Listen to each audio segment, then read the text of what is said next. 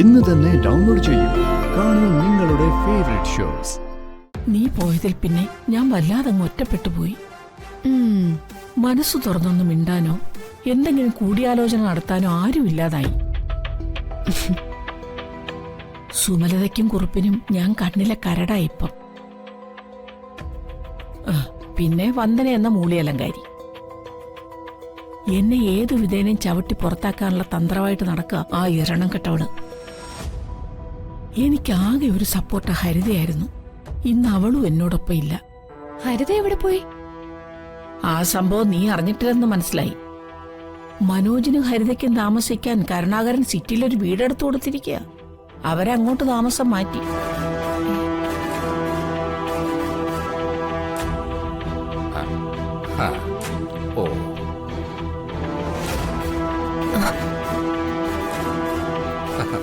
നന്നായി, നീ തിരിച്ചെത്തിയതിൽ വളരെ സന്തോഷം. നിന്റെ ശബ്ദം കേട്ട ഉടനെ വന്ന് ആരതി ഒഴിഞ്ഞ് സ്വീകരിക്കാൻ എനിക്ക് പറ്റിയില്ല, ക്ഷമിക്കണം. ചില ചുമതലകൾ അച്ഛനെ ഏൽപ്പിച്ചിരിക്കുക.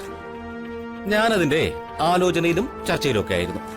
എന്ത് ചുമതല ഏൽപ്പിച്ചിരിക്കുന്നേ?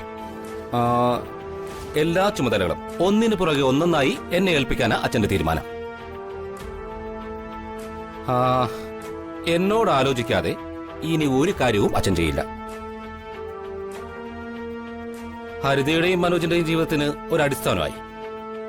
താമസിയാതെ ജഗനും വന്ദനയ്ക്കും അതുണ്ടാവും. കുടുംബ വീടും വേണ്ടത്ര സ്വത്തും എന്റെ പേരിലാവും. അങ്ങനെ 3 മക്കളുടെയും ഭാവി സുരക്ഷിതമാക്കാൻ അച്ഛന്റെ തീരുമാനം.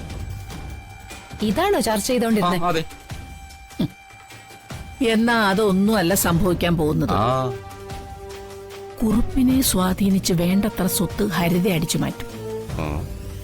വന്ദനയുടെ തലേണ മന്ത്രത്തിൽ ജഗനും കോടികൾ കൈയടക്കും. മൂത്ത മകനും മണ്ണുണ്ണിയായ നീ വട്ടപൂജ്യം. എല്ലാ സ്വത്തുക്കളുടെയും ചുമതല ജിതേന്ദ്രനാണെന്ന അച്ഛന്റെ വാക്ക് വെറും പൊള്ളയാ. രാഷ്ട്രീയക്കാരന്റെ കപട വാഗ്ദാനം. വിദ്യേ, ആ വാക്ക് വിശ്വസിച്ച് സ്വപ്നം കണ്ട് നടന്ന കോടികൾ ചോരുന്ന അറിയില്ല. അതുണ്ടാകാതിരിക്കാനുള്ള കരുക്കൾ ഇപ്പോഴേ നീക്കിയിരിക്കണം.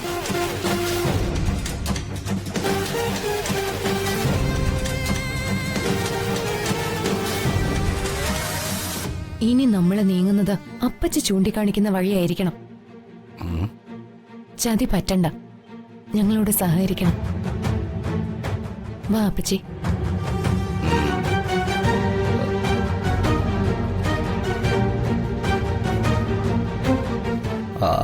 ആ പറഞ്ഞത് സത്യമാണെങ്കിൽ ഞാൻ ഇന്ന് വരെ കാണാത്തൊരു മുഖം അച്ഛനുണ്ടല്ലോ. അപ്പച്ചി നുണച്ചിയും കൂട്ടിയടി ഉണ്ടാക്കുന്നവളുമാണ്. എന്നാലും ജീവന്റെ ജീവനായ വിദ്യയെ അവർ ചതിക്കുമെന്ന് തോന്നുന്നില്ല. നോക്കാം. എന്തായാലും വട്ടപൂജ്യമാകാൻ വേണ്ടി ജിതേന്ദ്രൻ കയ്യും കെട്ടി നിന്ന് കൊടുക്കില്ല. എനിക്കും ആവണം കോടീശ്വരൻ. എന്നിട്ട് പണിയൊന്നും ചെയ്യാതെ 2 സ്മോളും അടിച്ചങ്ങിരിക്കണം. അല്ല പിന്നെ ഓർക്കുമ്പോ തന്നെ നല്ല സുഖം. മാനത്തെ കൊട്ടാരം